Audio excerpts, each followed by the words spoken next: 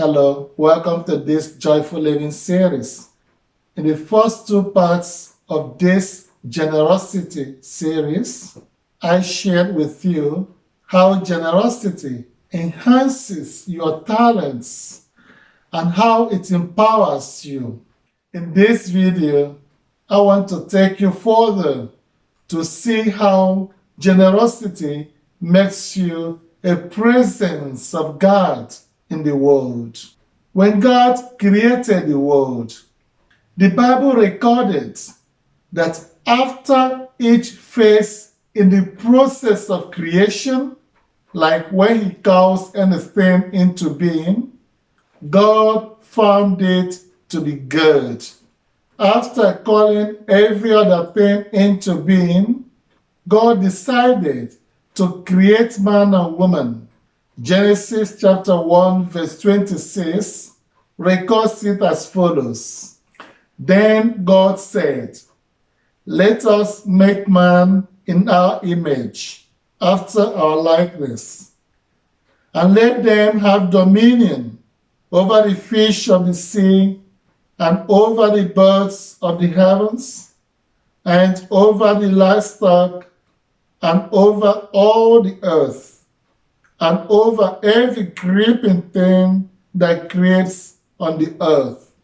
One important thing to note in the creation narrative is that God shared something of Himself with humanity.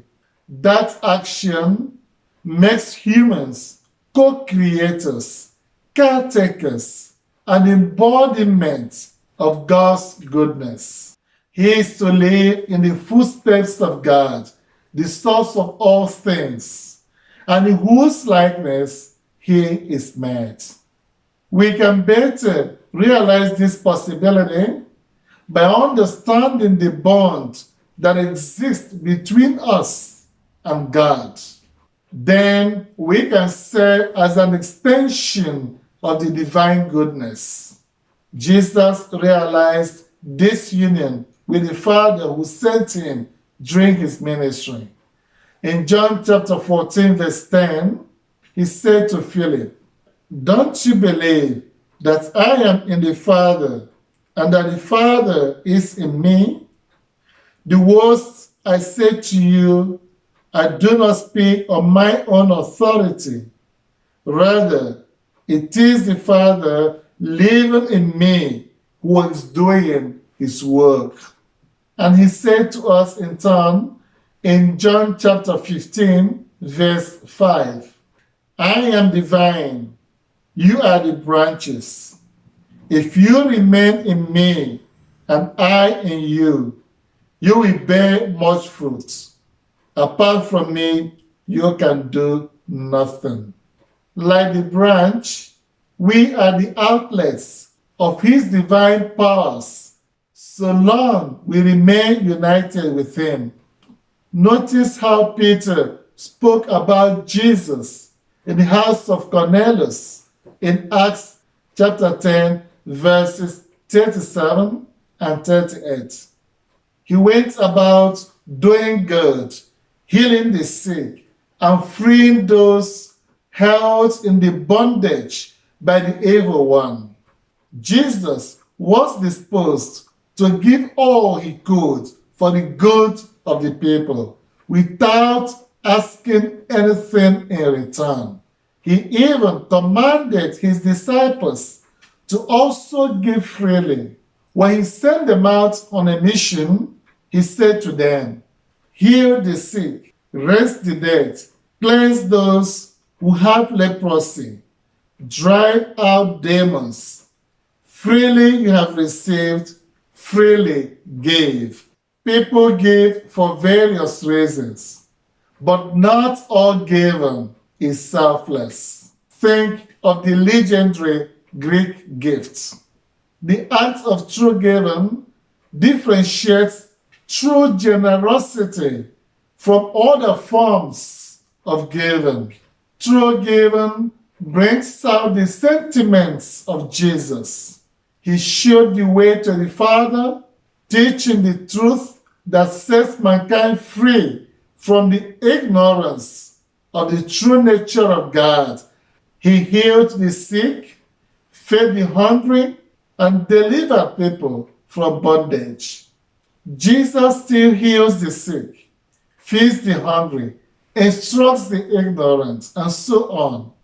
But he does that through men and women willing to make themselves available, those who are ready to employ their God-given capabilities for the good of others. Jesus has always worked with people, even during his earthly life. In John chapter 6, Jesus fed 5,000 people. But how did he do it? Someone was willing to donate the 5 loaves of bread and the 2 fish. Should the young man have refused to volunteer his loaves of bread, the 5,000 people would have gone home hungry. In Mark chapter 2, Jesus healed the paralytic, whose friends had to do everything to bring him to Jesus. When they could not get him to where Jesus was, they had to make a hole in the roof and lowered him. The generosity of the friends in taking the trouble to bring him to Jesus was a necessary demonstration of their faith in the healing power of Jesus. In John chapter 2, Jesus provided wine for the wedding guests of the young couple who faced disappointment when they ran out of wine for their wedding guests. But the mother of Jesus needed to intervene on behalf of this couple. And Jesus also needed people to fetch the water which he turned into wine. In John chapter 11, Jesus raised Lazarus from the dead, but he needed the people to take off the stone. Have you thought about this? Today, people still go hungry, get sick, and need shelter. There are lots of people seeking direction in life. Young people needing mentors and guides to lead them to self-discovery and guide them on the way to success in life. There are people in various difficulties with no one to speak or act on their behalf. Do you want to be the presence of God in the world? Then make yourself, your time, talents, and gifts available and be part of the solution. Use what you have got to reach out to those in need of it. No matter what it is that you have, there is someone who is in their need of it. Someone praying to God for it. The answer to that prayer is already placed in your hands. God has made everything available for us, but they are in the hands of people. Generosity helps you to develop empathy for people by realizing that you being in position to help is a privilege from God for a purpose. You may have worked hard to be in that position, but without life, the enabling environment and opportunities that were on your path, you may not have been able to make it to where you are. God's presence among us is often felt through people willing to be his instrument of service to others. People pray to God for so many needs. God does not drop these requests from heaven. He provides them through persons.